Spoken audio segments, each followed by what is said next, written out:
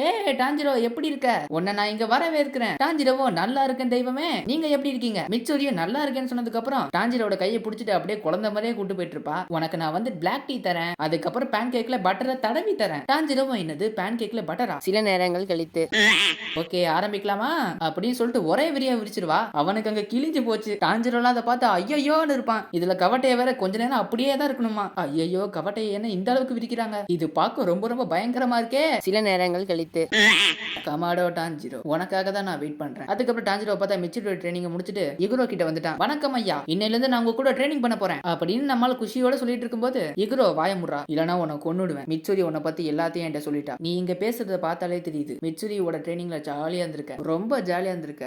சில நேரங்கள் கழித்து நான் யாருக்கும் தெரியாம செவுத்துல அப்படியே ஸ்பைடர்மேன் மாதிரி வந்துட்டு இருந்தேன், அதனால எப்படி தப்பிச்சிட்டேன். இது என்னோட வாழ்வா சாவான்ற போராட்டம். நான் ஃபுல் வீடியோ லிங்க் டைட்டிலுக்கு மேல இருக்கு, வீடியோவை செக் பண்ணி என்ஜாய் பண்ணுங்க.